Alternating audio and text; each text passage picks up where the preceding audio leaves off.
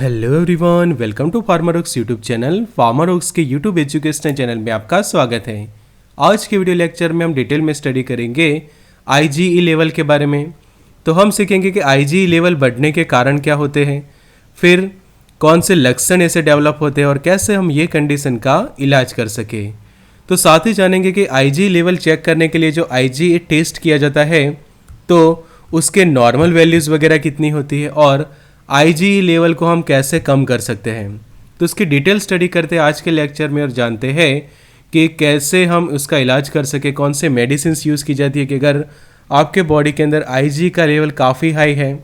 तो सीखते हैं डिटेल में। तो expert lecture by Amar sir, assistant professor and founder of Pharmarox. Thank you for being Pharmarox family.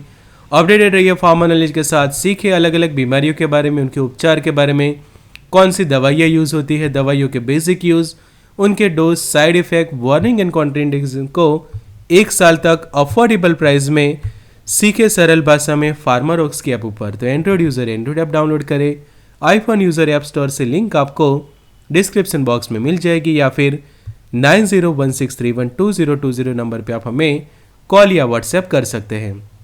साथ ही अब आप हमारा सेकंड चैनल की जिसका नाम है हॉलीवुड टू हिंदी एक्सप्लेन, इसको ज़रूर से सब्सक्राइब करें और वो चैनल के ऊपर आप अलग अलग जो हॉलीवुड की मूवीज़ होती हैं उनको हिंदी में अच्छे से देख पाएंगे, वो भी अच्छी पिक्चर क्वालिटी के साथ। तो अभी सब्सक्राइब करें हमारे ये सेकंड चैनल जिसका नाम है हॉलीवुड टू हिंदी एक्सप्लेन। तो अब समझते हैं आईजीई के बारे में। तो आप समझे कि आईजीई टेस्ट क्या होता है। तो इम्यूनोग्लोबुलिन ई का लेवल जो है वो मेज़र करने के लिए जो टेस्ट परफॉर्म किया जाता है तो उसको आईजीई टेस्ट कहते हैं। और ये टेस्ट स्पेशली आईजीई की जो एक टाइप के एंटीबॉडीज़ है उनका लेवल हमारे शरीर के अंदर कितना है वो मेज़र करता है। तो आईजीई क्या है वो अब आप समझो। तो ये एक इम्यूनोग्लोबुलिन्स है और जो अलग अलग टाइप के इम्यूनोग्लोबुलिन्स होते हैं उसमें से ये एक उसका प्रकार है। और ये ऐसे एंटीबॉडीज़ है कि जब भी हमारे बॉडी के अंदर कोई माइक्रो ऑर्गेनिज्म एंटर होते हैं, कोई जर्म्स एंटर होते हैं तो उनके सामने प्रोटेक्शन के लिए ये इम्यूनोग्लोबुलिन्स और एंटीबॉडीज़ जो है वो प्रोड्यूस होते हैं। बट कई बार क्या होता है ये इम्यूनोग्लोबुलिन्स बहुत ज़्यादा हाइपर हो जाता है, हाइपर एक्टिव हो जाते हैं और इसके कारण कुछ ऐसे कॉम्प्लिकेशंस होते हैं कि जिसके कारण आप जो है वो काफ़ी अनकंफर्टेबल जो है वो फील करते हैं। तो स्पेशली जो ब्लड का टेस्ट जो है वो किया जाता है तो उसमें आईजी का लेवल जो है वो मेज़र किया जाता है ब्लड सीरम के अंदर और फिर उससे डायग्नोसिस होता है कि आईजी का लेवल कितना बड़ा है और किस तरह से आप उसको ट्रीट कर सकते हैं। तो यहाँ पे आप सीखिए कि जो नॉर्मल लेवल जो कितना होता है इम्यूनोग्लोबुलिन्स ई का, तो यहाँ पे अलग अलग एज वाइज हम जो कुछ नॉर्मल लेवल्स देख रहे हैं। तो यहाँ पे आप सबसे पहले चेक कर लो कि जो आइडियल लेवल जो माना जाता है वो होता है less than 100। But age wise हम देखें तो अगर एज है 0 से लेकर 4 डेज़ की ही सिर्फ एज है तो उस वक्त उसका लेवल होना चाहिए 1.5। और ये आईयू पर ml जो है वो यूनिट में जब मेज़र किया जाता है तो ये वैल्यूज़ है। फिर 5 से लेकर 12 महीने की एज है तो उस दौरान लेस देन 15 होना चाहिए। फिर 1 to 5 ईयर्स की एज में होना चाहिए लेस देन 60। 6 to 9 ईयर्स की अगर आपकी एज है तो लेस देन 90 होना चाहिए। 10 से लेकर 16 ईयर्स की एज है तो लेस देन 200 होना चाहिए।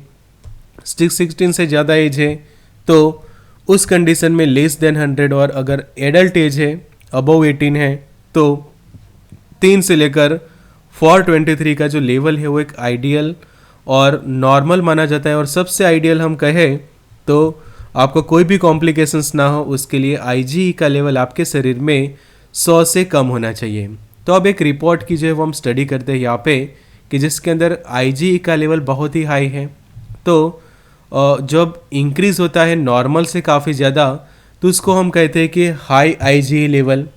तो यहाँ पे आप रिपोर्ट है उसकी आप एक स्टडी करो तो उसमें देख सकेंगे कि जो एलर्जिक कंडीशंस के कारण पेशेंट का जो आईजीई लेवल है वो काफ़ी बढ़ा हुआ है। कि आप रिज़ल्ट आप अच्छे से यहाँ पे देखो कि 916.90 मतलब कि इक्विवेलेंट टू 917 जितना है। और बायोलॉजिकल रेफरेंस यहाँ पे दिया है कि लेस देन 100 होना चाहिए ये एज के अंदर। तो अगर आपकी एज एडल्ट है तो उसमें जो हमने आइडियल बात की थी कि लेस देन 100 खासकर होना चाहिए। और यहाँ पे आप देखो और 917 जितना जो है वो लेवल है आईजी का, कि जिसको हम कह सकते हैं कि काफ़ी हाई लेवल है आईजी का, तो उसको ट्रीट करना बहुत ही ज़रूरी होता है।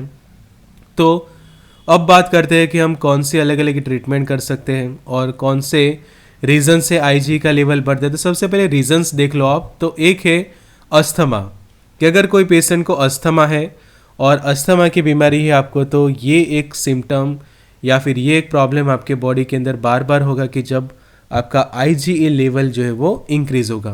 तो अस्थमा में जो हमें पता है कि जो आपके ब्रोंकियल्स होते हैं वो काफ़ी नैरो हो जाते हैं, ब्रीथिंग डिफ़िकल्टी हो जाती है और बहुत सारे अलग अलग कॉम्प्लिकेशंस होते हैं अस्थमा के अंदर। फिर एलर्जिक रिनाइटिस की जो कंडीशन होती है कि जिसमें स्पेशली आपके नज़ल कैविटी के अंदर एलर्जिक रिनाइटिस होती है, तो उसके कारण भी आपका आईजी का लेवल जो है वो इंक्रीज़ होता है। तीसरा, एंजियोइडिमा की कंडीशन में आईजी लेवल बढ़ता है। फिर डर्मेटाइटिस के यहाँ पे आप देखो किस तरह से जब स्किन के ऊपर रैसेस बनने शुरू होते हैं तो भी आईजी का लेवल समझ लो कि आपके बॉडी के अंदर बढ़ा हुआ है। फिर कोई ड्रग की आपको एलर्जी है, कोई फूड की एलर्जी है, कोई ऑक्यूपेशनल एलर्जी है या फिर आपको लेटेक्स की एलर्जी है, तो इसके कारण आपके बॉडी के अंदर आईजीई का लेवल जो है वो इंक्रीज़ होगा। तो ये सब कुछ ऐसे रीजंस है कि जिसके कारण आपका आईजीई लेवल जो है वो बढ़ता है। अब देखते हैं कुछ सिम्टम्स। तो सिम्टम्स में क्या होगा कि सबसे पहले कि आपको थकान जो है वो होगा शरीर के अंदर, जिसको हम फटीग कहते हैं। फिर जो इचीनेस जैसा शुरू होगा। फिर आपके जो सॉर थ्रॉट जो है वो आपके गले में जो है वो खाराश जैसा फील होगा। फिर नाक में से जो वो पानी आना शुरू हो जाएगा, कफ जैसा आप फील करोगे। फिर आपकी आंखें हम देखें तो वो जो है वो लाल होने लगेगी, वहाँ पे आपको इचिंग होगा। और वाटरी आइज की जो हम कंडीशन कहते हैं कि आँख में से पानी आना, ऐसी कंडीशन। और रनी नोज की बहती नाक जैसे कुछ प्राइमरी सिम्टम्स डेवलप होते हैं कि जब आईजी का लेवल बढ़ता है। उसके अलावा कुछ दूसरे सिम्टम्स देखें तो एक्जिमा आपको हो सकती है कि आपके पूरे बदन पे आपको खुजली होना शुरू हो जाएगी, या फिर आपके सिर्फ और सिर्फ माउथ के आसपास आपको खुजली होगी। फिर स्वेलिंग फेस, कि आपका चेहरे के ऊपर आपको जो है वो सूजन देखने को मिलेगा, स्पेशली जो आपके चीक्स होते हैं, आपके गाल होते हैं, आपकी आंखें होती है, वहाँ पे आपको जो है वो सूजन देखने को मिलेगी। उसी तरह से जो आपकी जीभ होती है, टंग, वहाँ पे जो है स्वेलिंग देखने को मिलेगी, सूजन देखने को मिलेगी। फिर लिप्स का भाग भी, वहाँ पे भी सूजन हो सकती है। तो वो हो गए आपके फेस या फिर एक्सटर्नल सिम्टम्स हो गए कि आपके बॉडी के बाहर कौन से सिम्टम्स देखने को मिलते हैं। अब अंदरूनी हम देखें तो नॉजिया वॉमिटिंग जैसा आप फील करोगे कि आपका जी घबराता रहेगा, आपको उल्टी करने का मन हो ऐसा होगा, पेट में हल्का सा दर्द रहे, स्पेशली जो एब्डोमिनल एरिया है वहाँ पे दर्द रहेगा, ब्रीथिंग करने में कई बार मुश्किल होती है, डिजीनेस मतलब कि आपको जो थोड़ा सा नींद आती रहे ऐसा, आप सर दर्द जैसा फील करें कई बार, और कुछ केसेस में डायरिया यानी कि दस्त हो जाते हैं अगर आईजीई का लेवल शरीर में बढ़ता है। तो ये सब सिम्टम्स जब कंबाइन होते हैं तो आप जो है वो काफ़ी अनकम्फर्टेबल फील करते हैं, लाइफ की जो क्वालिटी है वो कम हो जाती है। तो उसका इलाज करना जो है वो काफ़ी ज़रूरी है। तो इलाज से पहले कुछ प्रिवेंशन की हम बात करें तो प्रिवेंशन कैसे रखें, तो जो भी चीज़ से आपको एलर्जी हो जाती है उससे दूर रहें। तो जो भी आपका एलर्जन है, कि समझो कि आपको लेटेक्स के कारण ऐसा हो जाए तो उससे दूर है। कोई ऐसी फूड प्रोडक्ट है जैसे कि एग से आपको एलर्जी हो जाती है तो एग आप यूज़ करना बंद कर दीजिए। सेल्फिश के कारण आपको होता है तो वो बंद कर दीजिए। किसी नट्स के कारण ऐसा होता है तो वो नट्स लेना बंद कर दीजिए। शुगर फ्री यूज़ करें, डेयरी फ्री प्रोडक्ट्स यूज़ करें, wheat free, gluten free, lactose free. तो जिस भी चीज़ की आपको एलर्जी है वो आपके लिए एलर्जन है तो उससे दूर रहे, उसको अवॉइड करें। फिर जो मेडिसिन्स आपको प्रिस्क्राइब की गई है वो आपको रेगुलर लेनी चाहिए। फिर एनाफाइलेक्सिस का जैसा समझे कि आपको ऐसा लगता है कि अचानक से आईजी लेवल बढ़ने के कारण आपको एनाफाइलेक्सिस लग सकता है, तो जो एपिनेफ्रिन के जो ऑटो इंजेक्टर्स आते हैं वो आप आपके पास रख सकते हैं। या फिर आपको अस्थमा के कारण ऐसा होता है तो अस्थमेटिक पंप आपके पास हर समय रखिए। फिर जो एक डायरी रखिए आप, और स्पेशली उसमें जो है वो आप जिस भी चीज़ से आपको एलर्जी हो जाती है, कुछ खाने के बाद समझो कि आपने नोटिस किया कि आपको कुछ ऐसा फील हो रहा है एलर्जिक रिएक्शंस जैसा, तो तुरंत वो नोट डाउन कर दीजिए और दूसरी बार जो आप ध्यान रखें कि उस चीज़ से आप दूर रहे।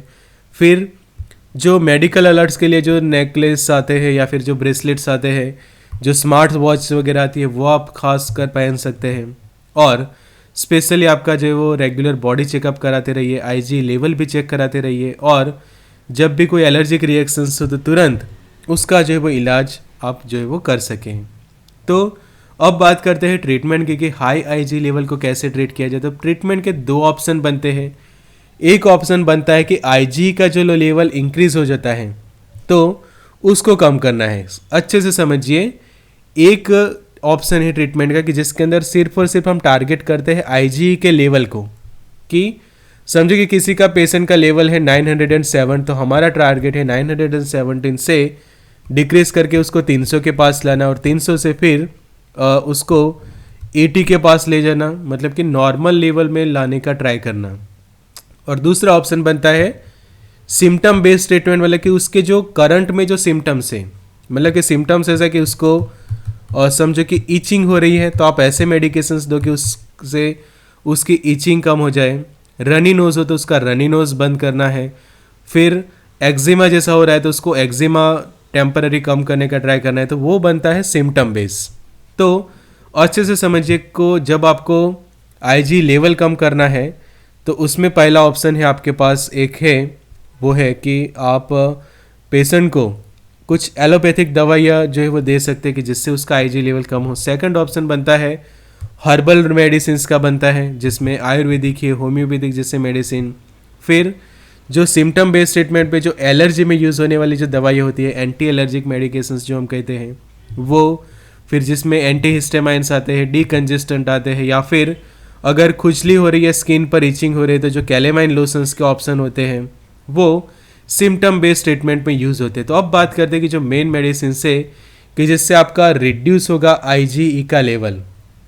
तो सबसे पहले एलोपैथिक मेडिसिन की बात करते हैं, जिसके अंदर जो ओमेलिजुमेब है, कि जिसका बाजू में आप ब्रांड नेम देख रहे हैं कि जिसका नाम है ज़ोलर करके जो इंजेक्शन आता है, कि जो 150 मिलीग्राम के डोज में specially single use vial use किया जाता है, कि जो अस्थमा के कारण इंक्रीज होने वाला आईजी लेवल, अर्टिकेरिया के कारण इंक्रीज होने वाले आईजी लेवल, और जो नज़ल पॉलिप्स के कारण, मतलब कि नाक में जो मस्से बनते हैं उसके कारण आईजी लेवल बढ़ता है, या फिर किसी भी रीज़न से आपके शरीर के अंदर आईजीई का लेवल बढ़ता है, तो ये मेडिकेशन क्या करता है, एंटी आईजीई एंटीबॉडी का काम करता है। मतलब कि आईजी लेवल जब बढ़ता है तो आईजीई के सामने वो एंटीडॉट का समझो काम करता है। अच्छे से समझ लीजिए, वो एंटीडॉट्स का काम करता है। इसके ऊपर हमने ऑलरेडी एक डिटेल में वीडियो लेक्चर बनाया है, तो वो भी आप देख सकते हैं, कि जिसके लिंक हम आपको comment box as well as description box में दे देंगे। फिर ये जो एक बेस्ट मेडिसिन है कि जिसको यूज़ करके पेशेंट जो अपना आईजी लेवल जो है वो ट्रीट कर सकते हैं, और स्पेशली सब क्यूटेनियस इंजेक्शंस जो है वो पेशेंट को लगाया जाता है आफ्टर प्रॉपर डोज कैलकुलेशन। कि इसकी डोज कैलकुलेशन के लिए जो ज़ोलर की जो वेबसाइट आती है वहाँ पे जाके आप डोज कैलकुलेट कर सकते हैं। उसमें पेशेंट का जो आईजी लेवल है वो वहाँ पे ऐड करना होता है, फिर उसकी एज कितनी है, उसका वेट वगैरह कितना है, उसके बेसिस पे जो वेबसाइट है वो आपको डोज कैलकुलेट करके देती है। तो उसके लिए आप डिटेल वीडियो ज़रूर से देखना, जहाँ पे हमने ज़ोलर के बारे में डिटेल वीडियो लेक्चर बनाए। तो ये एक ऑप्शन बनता है एलोपैथी के अंदर, कि जिससे आप आईजी लेवल कम करते हैं। फिर हर्बल्स के अंदर हम बात करें हर्बल ट्रीटमेंट की, तो जो हिमालय के जो ब्रेसोल करके जो टैबलेट्स आते हैं, कि जिसके अंदर हल्दी रहती है, फिर तुलसी वगैरह रहती है, कि जो जब आपका आईजी लेवल बढ़ता है किसी ऐसे रीज़न से कि एलर्जिक ब्रोंकाइटिस के कारण आपका आईजी लेवल बढ़ रहा है, एलर्जिक रेनिटिस कंडीशंस के कारण आईजी लेवल इंक्रीज हुआ है, तो उस वक्त ये एक नेचुरल और हर्बल मेडिसिन बनती है, कि जिसके अंदर पेशेंट जो ये ब्रेसोल्स के टैबलेट यूज़ करते हैं, स्पेशली उसका जो डोज होता है वो एक टैबलेट रहता है पर डे। और साथ ही आप दूसरे उपचार भी कर सकते हैं, जैसे कि जो हर्बल्स की हम बात करें होम्योपैथिक मेडिसिन की, तो होम्योपैथिक में 5 ऐसे ऑप्शन है। कि पहला ऑप्शन है आर्सेनिक एल्बम करके मेडिसिन आती है, एलियम कैपा करके आती है, नेट्रम मूर करके, सेबाडिला और अरुंडो की, जिसके मैं आपको यहाँ पे डायग्राम्स दिखाता हूँ। तो वो मदर टिंचर्स रहते हैं, ड्रॉप्स रहते हैं, खास करके जो आप होम्योपैथिक डॉक्टर्स की एडवाइस के अकॉर्डिंग टू उसके ड्रॉप्स जो है वो ले सकते हैं। तो यहाँ पे आप देखो कि सबसे पहला एक ऑप्शन है आर्सेनिक एल्बम का। तो यहाँ पे आप जो उसके ड्रॉप्स देख सकते हैं होम्योपैथिक की, जो SBL का जो प्रोडक्ट है। फिर उसी तरह से सेकंड एक ऑप्शन बनता है आपके लिए इलियम कैपा का। तीसरा ऑप्शन बनता है नेट्रम मूर। चौथा ऑप्शन है सेवाडिला और पांचवा अरुंडो और मूर का। तो ये 5 ऐसी दवाइयाँ हैं कि यहाँ पे आपने देखा कि ये 5 में से कोई भी एक की जो भी आपको जो है वो सजेस्ट किया जाता है एनी वन IgE लेवल को रिड्यूस करने के लिए आप जो यूज़ कर सकते हो, काफ़ी इफेक्टिव साबित होते हैं ये मेडिकेशन। और रेगुलरली आप जब उसको लेते हैं तो इससे आपका IgE लेवल जो है वो काफ़ी हद तक कम हो जाता है। फिर बात करते हैं अब सिम्टम्स बेस्ड ट्रीटमेंट की, कि जब आप ये IgE लेवल को कम करने का तो ट्राई कर रहे हैं मेडिसिन से, बट साथ में आपको सिम्टम्स भी है, बिकॉज समझे कि आपका IgE लेवल है 1000 के भी ऊपर है। तो जब तक वो कम ना हो तब तक सिम्टम्स तो आपके बॉडी के अंदर बनेंगे। तो वो सिम्टम्स को कम करने के लिए कुछ मेडिकेशंस ली जाती है, जैसे कि फिनाइरेमाइन मैलेट करके जो मेडिकेशंस आती है कि जिसको हम एंटी एलर्जिक मेडिकेशंस कहते हैं। एविल करके उसका एक पॉपुलर ब्रांड है। फिर सेट्रिजिन है और डिसलोराटाडिन है, फेक्सोफिनाडिन, लिवोसेट्रिजिन एंड लोराटाडिन जैसे मेडिकेशंस यहाँ पे आप देख सकते हैं। तो ये मेडिकेशंस क्या करती है, सिम्टम बेस्ड जो ट्रीटमेंट करती है उसका IgE डिक्रीज करने से कोई रोल नहीं होता। सिर्फ और सिर्फ वो जो ऐसे केमिकल्स जो रिलीज होते हैं एलर्जिक कंडीशंस में उनको ब्लॉक कर देगी, जिससे आपके सिम्टम्स जो है वो कम हो जाते हैं। अगर आपको खुजली हो रही है तो कम हो जाएगा, स्वेलिंग हो रही है तो वो कम होगी, बट IgE लेवल के ऊपर उसका कोई असर नहीं होता। अब बात करते हैं दूसरे कुछ ऐसे लोशंस की, जैसे कि आप कैलेमाइन लोशन यूज़ कर सकते हैं कि अगर आपको IgE लेवल बढ़ने के कारण आपके शरीर पे रेडनेस हो रही है, इचिंग हो रही है, तो आप समझे कि होम्योपैथिक या फिर आयुर्वेदिक या फिर एलोपैथिक दवाइयाँ यूज़ कर रहे हैं IgE को कम करने के लिए, बट जो सिम्टम्स है, खुजली हो रही है, स्किन डैमेज हो रही है, तो उसको ट्रीट करने के लिए साथ में ये लोशन लगा सकते हैं कैलेड्रिल का, या फिर कैलोमाइन करके जो लोशन आता है वो आप यूज़ कर सकते हैं। तीसरा लैक्टोकैलेमाइन भी आप यूज़ कर सकते हैं, या फिर जो अगर बच्चों में ऐसा हो रहा है तो इनके लिए हिमालय का जो कैलेमाइन बेबी लोशन आता है वो आप जो है वो यूज़ कर सकते हैं। तो सब्सक्राइब करें हमारे सेकंड चैनल को जिसका नाम है हॉलीवुड टू हिंदी एक्सप्लेन, कि वहाँ पे आप अलग अलग हॉलीवुड की मूवीज़ को हिंदी में अच्छे से देख पाएंगे उनके स्टोरीज़ के साथ, वो भी काफ़ी अच्छी पिक्चर क्वालिटीज़ के साथ। तो अब भी सब्सक्राइब करें हमारा सेकंड चैनल, लिंक डिस्क्रिप्शन में हमने दे दी है। साथ ही आपको कमेंट बॉक्स में भी ये चैनल की लिंक मिल जाएगी। सीखे बीमारियों के बारे में, उनके उपचार के बारे में, दवाइयों के बेसिक यूज़ के बारे में, dose, side effect, warning and contraindication, 1 साल तक मेडिसिन कोर्स के अंदर फार्मारॉक्स के ऊपर। तो डाउनलोड करें अब फार्मारॉक्स और एक्सेस करें मेडिसिन रिलेटेड कोर्स को। लिंक आपको डिस्क्रिप्शन बॉक्स में मिल जाएगी, या फिर 9016312020 नंबर पे आप हमें कॉल या व्हाट्सएप कर सकते हैं। Good luck and all the best.